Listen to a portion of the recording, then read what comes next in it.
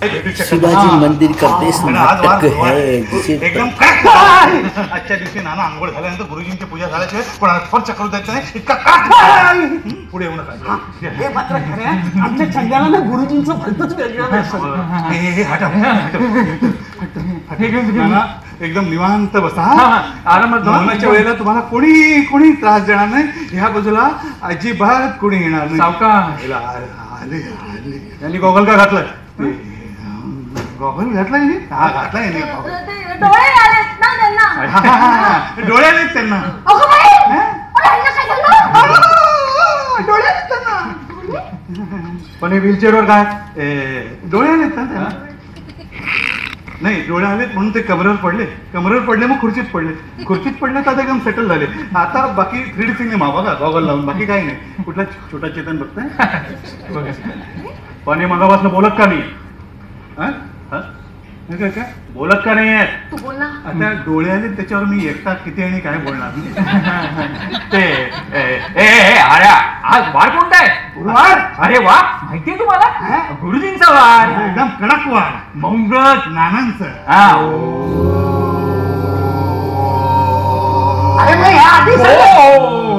इल्ले कुठे गावाला गेले? मेहमानाची सुट्टी. आधी हे तू इथे काय करतो? मी ना मी ह्यांच्याकडे आलोय. तू काय करते इथे? हे I ask you first you tell me काय करतो? अगं मी ते डेट कोणाची डेट? डेट बोललो मी. बोललोस ना? डेट ठरते ना लग्नाची इथे. अय्यो आधी गावरले ना मी. नव्या अरे पॅरिया आधी बघ. ए तू ओळखते चला? ए तू ओळखते हिला? का? काय पॅरिया? मी तुला बोलली होती बघतो. कोण? अगं तर वाचतो. ए कोण? मला काय कशी ओळखते? नानी कलवर. अगं याची नानी कधीच गेली मग. हा कोण ते सांगा ती? नानक माझा होणारा नवरा.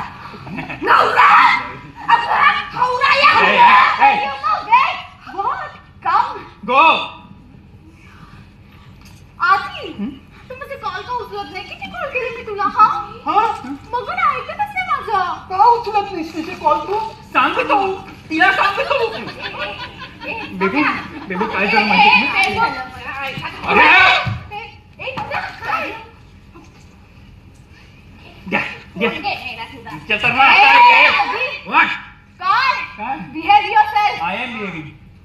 माहिती माझी. म्हणजे कोण?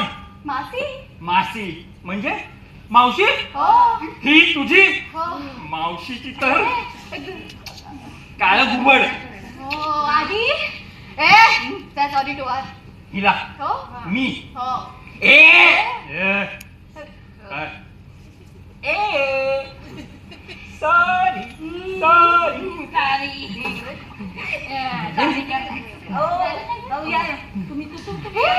आधी तुम्ही एकमेकांना कसे ओळखता? कामाला येतात ते. काय बोला? काय बोला? No touching. दुरून दुरून डोंगर साजायचे. म्हणजे तुम्ही काही ना काहीतरी काम काढून येता ना ह्यांच्याकडे असं म्हणायचं होतं मला. रवा भाजलाय बघा. भाजाचा रवा तापलायचा वा.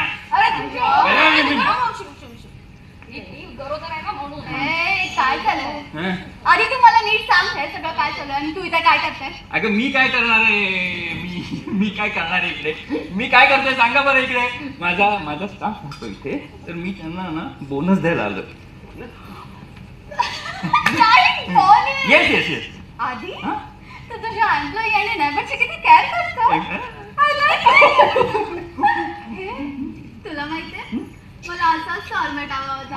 आकाशला डोंबराचा ऑमलेट.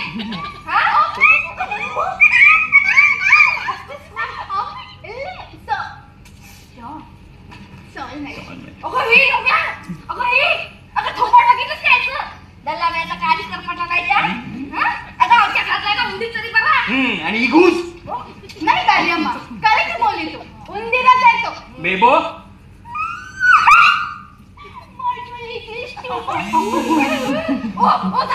काय म्हणताय सासूबाई?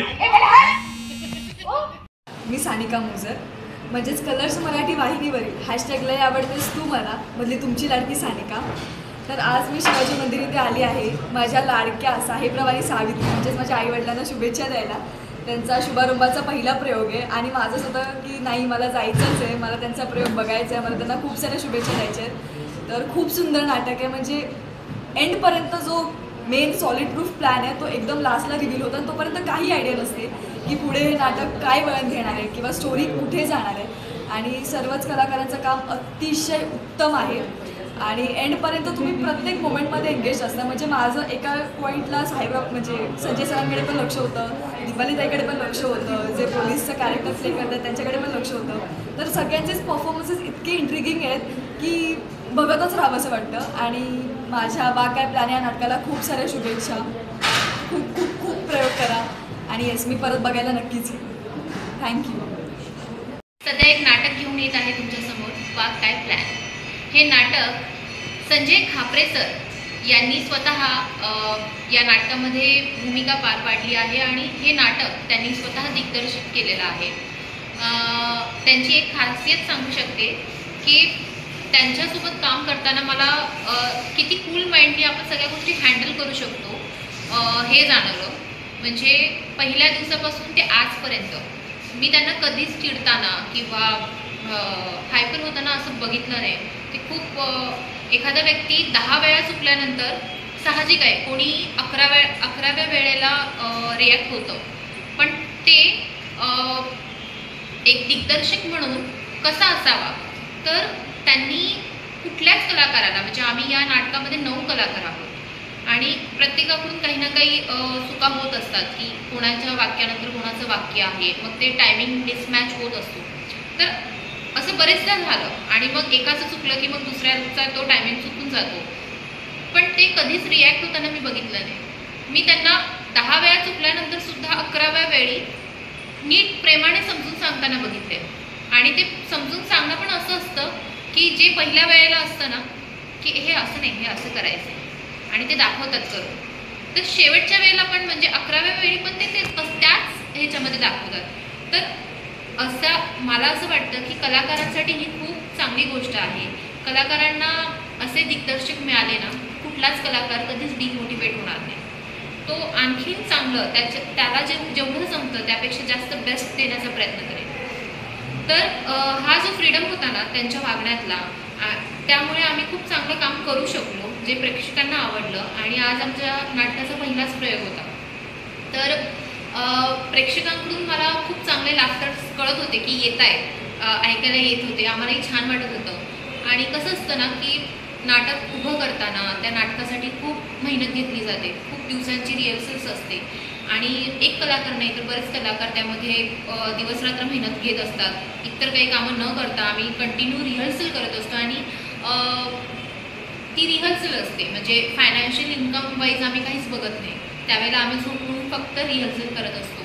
तर मग कलाकार एवढी मेहनत घेऊन रिहर्सल करतात आणि एखादं नाटक तुमच्यापर्यंत आणतात. तर मला असं वाटतं की त्यांच्या मेहनतीला फळ हे प्रेक्षक देऊ शकतात. आणि ते कशा पद्धतीने, तर ते तुम्ही त्यांचे नाटक बघायला यायला पाहिजे. मराठी नाटकांना प्रतिसाद मिळायला हवा. आणि आत्ताचं जे मी बघते की सगळ्या ठिकाणी लोकांकडे तेवढा वेळ पण नसतो आणि लोक सोशल मीडियावर एवढे इन्व्हॉल्व असतात की त्यांना बाकीच्या दुनियेत काय चाललं हे कळत नाही. जसं की आधी मुंबई ही मराठी लोकांची होती, मुंबईतल्या चाळीत मराठी लोक होती. आत्ता मुंबईतली मराठी लोक खूप कमी झाली आहेत. का तर मराठी लोकांनी हा विचार केला की नाही, मी एवढ्याशा घरात कंजेस्टेड राहण्यापेक्षा मी हेच घर विकतो आणि कुठेतरी लांब जाऊन राहतो जिथे मला प्रायव्हसी मिळेल. पण त्या प्रायव्हसीच्या विचारात आपण मुंबईतनं मराठी माणूस संपत आलेला आहे. मला माझी स्वतःची रिक्वेस्ट आहे की मुंबईमध्ये मराठी माणूस असला पाहिजे. आणि आमचं हे नाटक तसंच आहे की एक चाळीतली गोष्ट आहे जिथे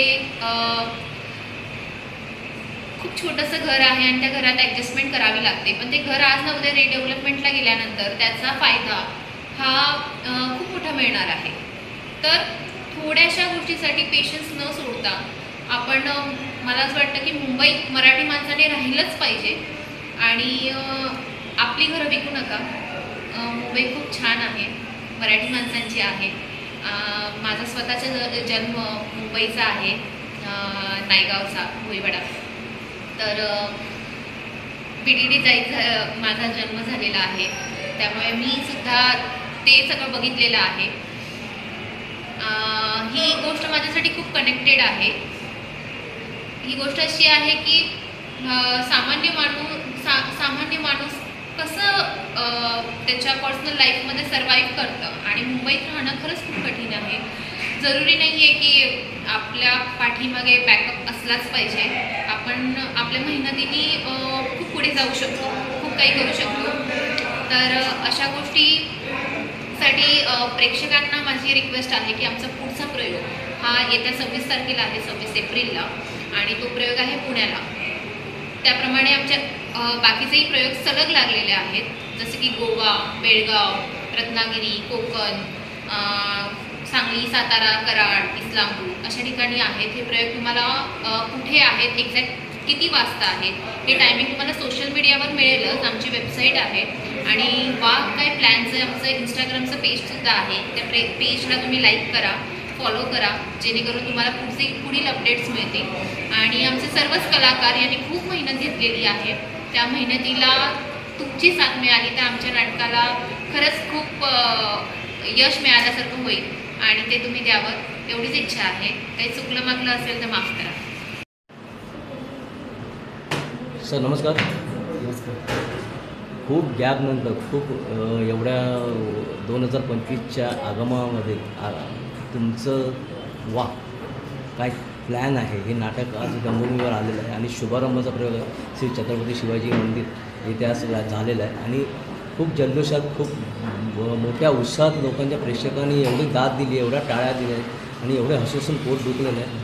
काय सांगाल या नाटकाबद्दल आणि काय आगमनाबद्दल नवीन? म्हणजे हा ज्वलंत विषय आहे. आज मुंबईसारख्या प्रत्येक चाळीमध्ये किंवा गावासारख्या किंवा तालुक्यासारख्या ठिकाणी छोटं कुटुंब आता राहिलं नाही. छोटं कुटुंबाचं मोठं कुटुंब झालं, पण घर तेवढंच आहे. त्यामुळे राहण्याची समस्या ही प्रत्येक ठिकाणी शहरात, गावात सगळीकडे सेम झाली. त्याच्यामुळे राहतं घर विकून आपल्याला दुसरीकडे राहायला जावं लागतं, सबअर्बनमध्ये राहायला जावं लागतं. आणि मग अशा वेळेला आपल्या विवंचना, आपल्या काही प्रॉब्लेम्स आहेत ते सॉल्व्ह होतील असं काही मुलांना वाटत असतं आणि ह्यातूनच एक प्रॉब्लेम क्रिएट होतो. आणि मग आईवडील जुन्या विचारांचे असतील किंवा अगदी म्हणतो ना की त्यांच्याकडे एक विजन असेल फ्युचर, की ते मुलांसाठी काहीतरी चांगलं काहीतरी विचार करतात. कदाचित ते मुलांच्या डोक्यातही आले नसेल. अशा परिस्थितीमध्ये मुलं काय डिसिजन घेतात, काय करण्याचा प्रयत्न करतात, काय ॲटेम्प्ट करतात आणि मग त्यातून किती काय प्रॉब्लेम क्रिएट होऊ शकतो. तर हे सगळं जे आहे या नाटकाच्या माध्यमातून मांडण्यात आलं आहे. आणि मला असं वाटतं विषय जरी सिरियस असला तरी सादरीकरण त्याचं कॉमेडी आम्ही करण्याचा प्रयत्न करतो.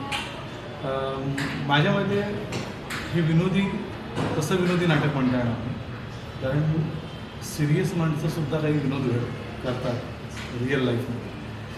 असा काही प्रॉब्लेम आल्यानंतर त्यांची जी त्रेधा तिरपीट होते, एकदम फंबल उडतो त्यांचा आणि बऱ्याचशा गोष्टी घडतात. याच्यामध्ये जो घडणारा विनोद आहे तो या नाटकातला विनोद आहे. त्यामुळे सिरियस कॉमेडी आहे असं म्हणायला काय हरकत नाही. त्यामुळे एक वेगळ्या स्टाईलचं नाटक हे आहे असं मला वाटतं. मी आजवर जी नाटकं करत आलो किंवा आपल्या आजूबाजूला जी अशी नाटकं आहेत त्याच्यापेक्षा हे नाटक वेगळं ठरतं ते याच कारणासाठी, कारण विषय गंभीर आहे, सादरीकरण कॉमेडी आहे. त्यामुळे मला हे फार वेगळं आणि वेगळा प्रयत्न वाटतो.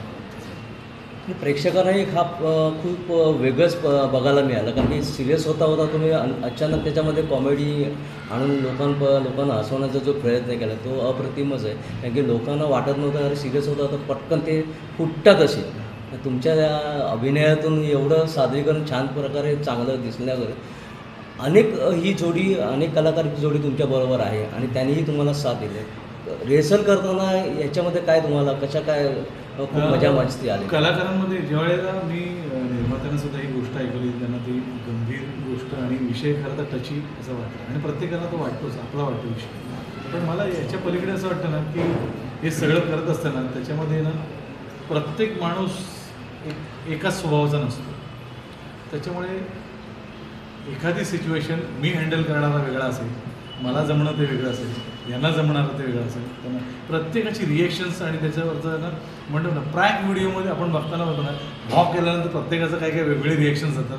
काही थोडंसं माइल्ड रिॲक्ट होतात, काही जण एकदम खूप लाऊड रिॲक्ट होतात. तर प्रत्येकाची रिॲक्शन वेगळी आहे. त्यामुळे मला असं वाटतं ना, कलाकारांना सांगताना तेच सांगितलं, एखादा माणूस बावळट असेल तर त्याच्याकडून काय वेगळेपणा होईल. एखादा माणूस जर गंभीर असेल तर तो सांभाळताना काय त्याला प्रॉब्लेम. एखादा माणूस खूपच ॲग्रेसिव्ह आणि कनिंग असेल, त्याच्या आयुष्यात जर प्रॉब्लेम आला तर तो कसा हँडल करेल. त्यामुळे हे प्रत्येकाचं हँडल करण्याची जी पद्धत आहे ना ती वेगवेगळी असेल आणि तोच या नाटकाचा USP पॉईंट असेल असं मला वाटतं. त्यामुळे कलाकारांना ते करताना त्या गोष्टी मी तुझा स्वभाव ह्या प्रकारचा आहे, तू असा हँडल करायला पाहिजे, तुझा असा आहे, माझा असा आहे. त्यामुळे प्रत्येकाने आपापल्या पद्धतीनं तो हँडल करायला. त्यामुळे बघणाऱ्याला खूप असं वेगवेगळ्या पद्धतीचे रिॲक्शन एकाच सिच्युएशनमध्ये दिसतात. आपल्या लेखकांच्या कथेनुसार जे पात्र हे निवडली गेली आहेत ती तुम्ही कशा प्रकारे निवडताना त्याचा विचार केला?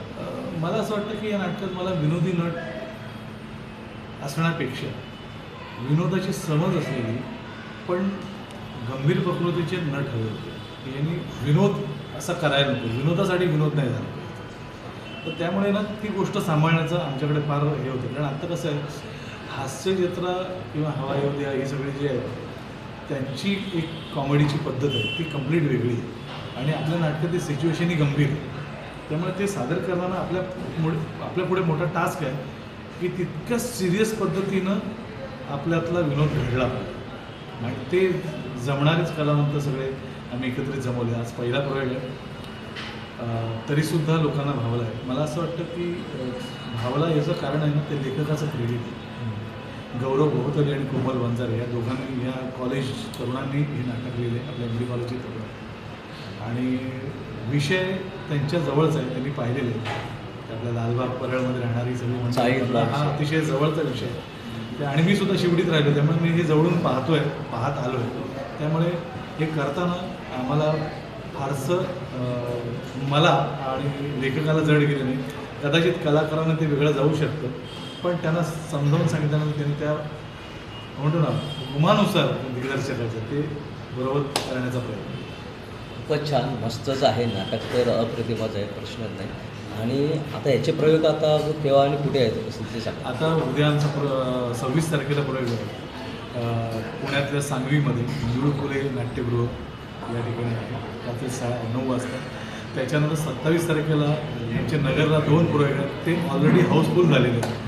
आणि त्यानंतर आमचा 30 तारखेला प्रयोग आहे खेड शिवापूरला, तोही हाऊसफुल झालेला आहे. त्यामुळे मला असं वाटतं की प्रतिसाद जो आहे ना जो या नाटकाला ते पोस्टर्स बघून आणि एकंदर एक वाईब्स आपण म्हणतो ज्याला आपण ते खूप चांगले येतात. मला असं वाटतं सुरुवात तर चांगली झाली, आता पुढे कसं होतं आहे मला असं वाटतं तुमच्यासारख्या मायबाप रसिकांचे आशीर्वाद असतील आम्हासारख्या प्रामाणिक काम करणाऱ्या कलाकारांना. तर मला असं वाटतं की तो दिवस दूर नाही की हाऊसफुलचे बोर्ड हे बॅक टू बॅक लागत जाते.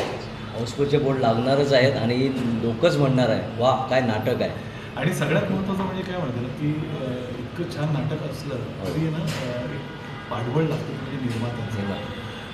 आणि असं कल्पना विलास कोठारी यासारखी अशी मातब्बर मंडळी निर्माते म्हणून मिळाली. त्यामुळे मला असं वाटतं ना की आम्हाला अतिशय सोपं झालं. त्यामागचं संगीत, त्यामागचे कॉस्ट्युम्स हे सगळे जरी दीपाली चौगुलेंनी कॉस्ट्युम्स केले असते, संगीत कृष्णादेवाने केलं असतं, अभय मोहिते यांनी मेकअप जरी केला असता तरी त्याला लागणारा आम्हा सगळ्यांना टीमला अगदी तालमीपासून सगळा सेट उभारण्यापासून निर्मात्याने कुठेच हात आखडते घेतला. मला असं वाटतं आम्हासारखं नवोदित कलाकारांवर माझ्याबरोबर अनेक कलाकार आहेत त्याच्यावर असं कोणीतरी विश्वास स्पेशली लेखकांवर हा जो विश्वास टाकला तो मला वाटतं फार जमेची गोष्ट आहे आमच्यासाठी की चांगल्या कलाकृतीच्या पाठीमागे अशी चांगली जेन्युअन माणसं पाठीशी उभे राहतात आणि त्याचा प्रत्यय आम्हाला नाटकाच्या निमित्तानं. खरंच खूपच छान आहे आणि असेच तुमचे प्रयत्न आणि असंच नाटक हाऊसफुल होत राहतं, सगळीकडे असेच हाऊसफुलचे गुण लागू ही स्वामीचरणी प्रार्थना. धन्यवाद. मनापासून स्टार्ट. नमस्कार, मी दीपाली चौगुले. मी यापूर्वी सध्या लेटेस्ट मी लय आवडतेस तुम्हाला कलर्स मराठी मालिका करते आणि हे नाटक मी केलं. त्याच्यानंतर डोंट वरी, सॉरी. ॲक्च्युली माझी सुरुवात राज्य नाट्यापासून झाली. तर नाटक हा आपल्या जीवाभावाचा असा विषय आहे आणि जेव्हा हे नाटक माझ्याकडे चालू झालं तेव्हा म्हणजे म्हणतात ना, मला इतक्या वर्षांनी नाटक करायचं हे चाललेलंच. पण सिरियल्स येत असल्याने, वेबसिरीज करत असल्याने, हिंदीमध्ये मराठीमध्ये असं सायमल्टेनियसली सगळीकडे काम करत असल्याने मला नाटकात वेळ असं देता येत नव्हता किंवा असं एक चांगलं नाटक करावं अशी अपॉर्च्युनिटी नव्हती मी. पण हे जेव्हा नाटक ऐकलं मी सरांकडून, कारण मी आणि दिग्दर्शक संजय खापरे हे जे आहेत ते आम्ही वाचलेले आणि मला ते वाचताच वेळी आवडलेलं. पण एक मोठं हे वाटलं की जी 9 जणांची आमची जी टीम आहे ती एकाच वेळी स्टेजवर काय धमाल करणार आहे, काय होणार आहे, विषय थोडा गंभीर आहे आणि तो कॉमेडीमध्ये त्याचं रूपांतर करून जे काही होणार होतं, जे काही घडणार आहे ते त्याचा काही अंदाज नव्हता. पण ऐकून एकदम भारी वाटलेलं, कारण ते स्क्रिप्टवरचं नाटक नाही आहे खरं तर. हे त्यांनी बसवलं, त्यांनी केलं आणि आमच्या निर्मात्यांनी पण खूप ॲक्च्युली आम्हाला सपोर्ट दिला आणि त्यामुळे त्यांनी जो विश्वास टाकला ना, त्यामुळे हे सगळं नाटक आमचं उभं राहिलं. तर मी एक खास म्हणजे सांगायचं झालं ना की हे कौटुंबिक नाटक आहे. म्हणजे ह्याची मी एक थोडीशी तुम्हाला स्टोरी अशी सांगेन की आपल्या चाळीतला चाळीतले जी घरं आहेत, चाळीतली लोकं आहेत. मी स्वतः चाळीत राहिलेली आहे, लेडी चाळीमध्ये वरळीला राहायचं. त्यामुळे थोडासा एक अंदाज होता की एक बघायला गेलं तर खूप जुनी जनरेशन ते मिळून मिसळून राहायचे, सगळेजण एकत्रित असं एकत्र कुटुंबात असं राहायचं आणि मलाही ते खूप आवडायचं. असं वाटायचं अरे आपणही असं एकत्र कुटुंबातच राहायचं आणि मी स्वतः राहायचे, माझे काका वगैरे आत्या सगळे आम्ही एकत्र राहायचो. तर आत्ता ते कुठे तरी रिडेव्हलपमेंटच्या नावाखाली नवीन घरं बनत आहे, 1 BHK होतं, BHK बनतो. तर प्रत्येकाला ना आता प्रत्येकाची प्रायव्हसी हवी. माझं स्वतःचं तसं कॅरेक्टर आहे त्याच्यात की मी खूप चिडचिडी किटकिटी बाई आहे जी सेल्फिश आहे. पण ती सेल्फिश कशासाठी आहे तर तिच्या होणाऱ्या बाळासाठी. तर तिचा त्याच्यामध्ये काय स्वार्थ आहे, कशासाठी ती हे करते, का तिला हे सगळं नको आहे, का तिला वेगळं घ्यायचं आहे, त्याच्यात नवरा तिचा कसा आहे, या सगळ्या गोष्टी ह्या माझ्यामध्ये प्रत्येक घरातल्या प्रत्येक एक कुटुंबाच्या म्हणतात ना घराघरातला हा एक प्रश्न निर्माण झालेला आहे आणि त्याबद्दल त्यांना काहीतरी एक मार्ग काढून पुढे जायचं. तर बघायला गेलं तर आपल्या ह्या गोष्टीमधून आपण काय लोकांपर्यंत मेसेज पोहोचवतो हेच होतं. आणि ही कथा नक्कीच अशा लोकांसाठी आहे की जे एकत्रित कुटुंबात आता सध्या नाही आणि रिडेव्हलपमेंटसाठी ज्या काही नवीन घराचं स्वप्न बघताय, काहीतरी नवीन घराचं हे करताय आणि आई वडील नको आहे, हे नको आहे, तर ते का नको, कशाला नको आणि एकत्रित कुटुंब का राहावं हा मेसेज आम्हाला तुमच्यापर्यंत पोहोचवायचा.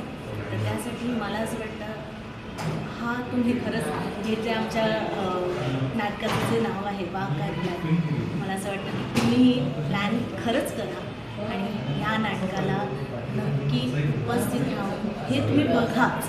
कारण मला असं वाटतं हे आपल्या भारतीय संस्कृतीत किंवा आपल्या ह्या चाळीतल्या लोकांच्यासाठी नाही तर इतरही जे मोठमोठ्या घरात काय सगळं काही गाडी बंगला सगळं आहे, पण कुटुंब नाही. कुटुंबासाठी आपण तरसतो, आपल्या फॅमिलीसाठी. कारण शेवटी पुढे जातो वय म्हणून तेव्हा पहिली आठवतात ती आपली माणसं आणि आपली माणसं जर तुमच्याकडे नाही आहेत मग काय कमवलं. तर नक्की तुम्ही हे बघा, तुम्ही प्लॅन करा आणि प्लीज आमचं हे नाटक आवर्जून बघा वाह काय. नमस्कार, मी सचिन देशमुख. मी एक नवीन नाटक करतो ज्याचं नाव आहे वाह काय प्लॅन. या नाटकामध्ये मी आदित्य सगळ्या नावाची म्हणते. सगळे नावाचं आडनाव असतं, त्यामुळे कन्फ्यूज होऊ नका. खरंच सगळे नावाचं आडनाव असतं आणि ह्या आडनावाची जी गंमत आहे तीच त्या पद्धतीची गंमत तुम्हाला आमच्या नाटकात अनुभवायला मिळेल. ह्या नाटकामध्ये मी, संजय खापरे सर, दीपाली आणि अजून बरेच कलाकार आहेत. टोटल आम्ही 9 जण आहोत. श्रद्धा आहे. तर अत्यंत कौटुंबिक असं नाटक आहे आणि कॉमेडी बाज आहे या नाटकाचा. पण कॉमेडी नाटक जरी असलं तरी त्याच्यात सस्पेन्स आहे आणि उत्तम असा संदेश आहे.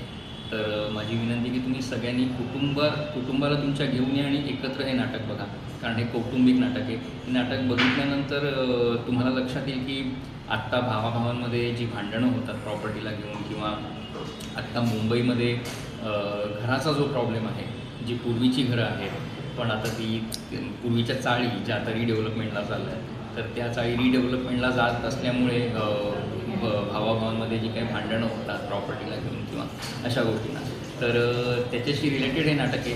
त्याच्यात एक छान सस्पेन्ससुद्धा आहे आणि थ्रूआउट कॉमेडीसुद्धा आहे. तर जेव्हा तुम्ही हे नाटक बघायला याल तेव्हा तुम्ही म्हणाल की वाह काय प्लॅन, आणि जेव्हा हे नाटक बघाल त्याच्यानंतर म्हणाल की वाह काय नाटक आहे. खूप छान. आणि तुमचं नमस्कार, माझं नाव किरण शिंदे. या नाटकात मी नानांचं काम करतो आहे, म्हणजे नाना सगळे. तर या नाटकाविषयी सांगायचं झालं तर कसं आहे की एका कुटुंबाची जी जबाबदारी आहे जो हा नाना पार पाडत असतात, पण काही आता या बऱ्याच वर्षापासून जी चाललं आहे की डेव्हलपमेंट ह्या ज्या नावाखाली ज्या गोष्टी प्रत्येकाला एक वेगळं काहीतरी 2 BHK 3 BHK हवं असतो, या पद्धतीचं जे सगळं कुटुंबात जे सगळं वाद जे चालू आहे त्या वादावरती हे जे नाटक आहे, आणि हे चाळीतलं नाटक आहे, आपल्या घरातलं नाटक आहे, आपल्या मनातलं नाटक आहे. तर प्रत्येक कॅरेक्टर तुम्हाला एका वेगळ्या वळणावरती येऊन रडवता हसवतील. हे सस्पेन्सफुल नाटक आहे. तर ह्या नाटकात तसं बघायला गेलं तर वेगवेगळ्या कॅरेक्टरच्या शेड आहेत. जसं की मी नाना आहे, माझी 2 मुलं आहेत, आणि ह्या सगळ्या गोष्टीतून पुढे काय घडतं हे तुम्हाला नाटक बघितल्यानंतर कळेल. नाटकाचं नाव आहे वाह काय प्लॅन आहे. तर हे नाटक तुम्ही नक्की बघायला या, आणि हे नाटक तुम्ही बघितल्यानंतर तर 100% म्हणणार वाह काय नाटक आहे.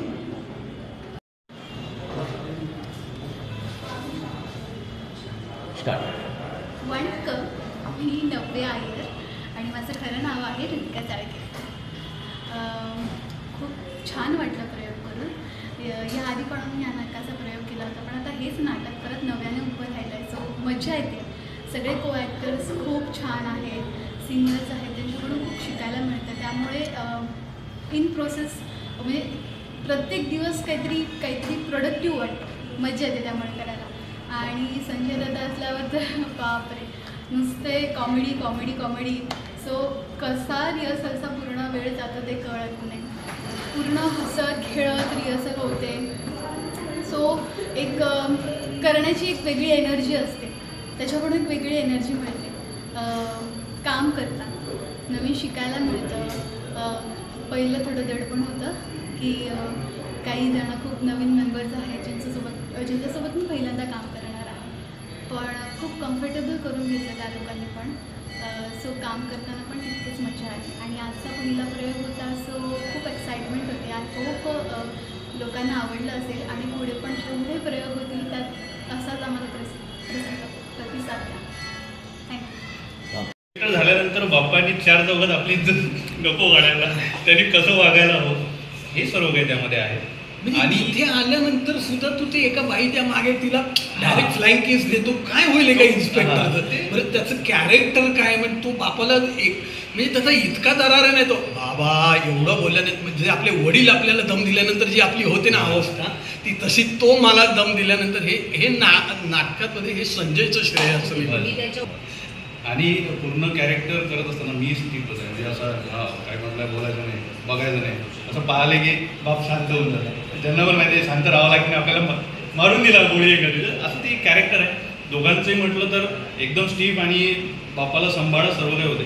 आता वाह काय प्लॅन या नाटकाच्या जेवढे कॅरेक्टर आहेत तेवढे खूपच चांगले करतात आणि खूप चांगल्या प्रकारे ते पुढे जातात. त्यामुळे प्रत्येक कॅरेक्टर जर म्हटलं ना तर यांचा प्रत्येकाचा एक वेगवेगळा प्लॅन आहे. ते त्या प्लॅननुसार चालतात, पण मध्येच एक वडिलांची आणि मुलांची एंट्री होते आणि त्यामुळे काय होतं की त्यांचा प्लॅन जो चाललेला आहे तो वेगळ्याच दिशेने जातो आणि आमचा एक प्लॅन वेगळा सुरू होतो. तर त्यामुळे त्यांची जी तारांबळ उडते आणि आम्ही त्यावेळेस काय करतो हे त्यामधून सर्व काही दाखवलेलं आहे. आणि एकंदरीत सर्वांना बघायला मजा येईल. आणि याचं सर्व खरंच हे संजय कापडे सरांना जातं. आता मी मूळचा अकोल्याचं म्हटल्यावर मला सरांचा कॉल आला आणि सचिन एक नाटक आहे तू येतोस का म्हटलं सर कधी, कारण की सरांसोबत काम करण्याचा हा माझा पेशाने डॉक्टर आहे, ॲनेस्थेशिया स्पेशालिस्ट आहे तो इन्स्पेक्टर करतो, हे माझ्यासाठी कौतुकास्पद आहे. म्हणजे लोकांना गप्प करणं ॲनेस्थेशिया देऊन हे त्याच्या रक्तातच आहे, असं मी म्हणेन. तर असं एकंदरीत सुरू आहे आणि सरांनी खूप सांभाळून घेतलं आणि माझ्याकडून ते कॅरेक्टर काढण्यामागे जे एक मेन कारण हो आणि म्हणजे संजय म्हणजे त्याच्यावर वैताग, कारण त्या म्हणजे आता तो कदाचित मला भीती वाटते तो घरात स्वतःच्या आईवडिलांशी असं बोलेल असं मला भीती वाटते. आणि आम्हाला जेव्हा ऑफ होऊन जाते ना, आमचा एक सीन संपला किंवा आमचं बाकीच्या वेळेस काही कार्यक्रम सुरू होतं त्यावेळेस मी मला बाबा हा आमच्या दोघांचा टाइमपास मस्त झालेला असतो. आमचं एकांत सुरू असतं, काही पण असलं ना मी त्यांना नाही माझं असं म्हणणे की जितकं तुमचं ऑफ स्क्रीन केमिस्ट्री चांगली असेल ना तितकं नाटकासाठी ते जास्त. शेवटी आपण नाटक प्रयोग का म्हणतो की सगळ्यांनी एकत्र मिळून एफर्ट्स टाकल्यानंतर जी कलाकृती लोकांना दिसते ना ती तुमचं ऑफस्क्रीन जर चांगलं असेल ना रिलेशन तर ते तुमचं रिफ्लेक्ट होतं तुमच्या नाटकामध्ये तुमच्या कामामध्ये. त्यामुळे ते ह्या काही ज्या एक छोट्या छोट्या जागा आहेत ते तू सांग त्याच्यावरनं लोकांना कळतं की हा मान इला आता एक खान करून बापाच्या कानाखाली बाबा घाबरतोच ते. बाबा घाबरतोच ती. एकंदरीत थोडं वेगळंच आहे. मी बापाला घाबरवतो मी त्यामध्ये ती मजा एक वेगळी आहे, पाहणाऱ्याला आणखी मजा येईल आणि खूप आगळं वेगळं कॅरेक्टर आहे. आणि खरंच हे एवढा योग घडून आणला मला बाबा आणि संजय गावरे सरांनी आम्हा दोघांना म्हणजे त्या कास्ट केलं आणि खरंच खूप थँक्स त्यांना आणि आभार. नाटकाबद्दल आव्हान हे नाटक आत्ताच आमचे मॅनेजर यांनी जवळजवळ एवढी मोठी लिस्ट दिली आहे आम्हाला प्रयोगाची, तर त्याचे गावागावात प्रयोग होतील याची त्यांनी कारण चाळ संस्कृती ही प्रत्येक ठिकाणी, त्यामुळे प्रत्येक जो चाळीत राहिलेला आहे किंवा अजून राहतोय तो त्याच्याशी रिलेट होणारच आहे आणि त्यातली जी गंमत आहे ती सगळ्यांना बघायला मिळणार आहे. मी प्रेक्षकांना आवाहन करेन की ही आमची उडणारी तारंबळ आणि त्या फॅमिलीची सगळे फॅमिलीची आमच्यामुळे उडणारी तारंबळ ही एकदा बघा आणि एन्जॉय करा. तर तुम्ही नक्की म्हणाल वा काय नाटक आहे. बस तुम्ही असल्याशिवाय जाणार नाही आणि खडखडीत असाल तुम्ही एवढी आम्ही गॅरंटी देतो. गॅरंटी नक्कीच पुढच्या प्रयोगाला सर्वांनी यावं. थँक्यू. थँक्यू.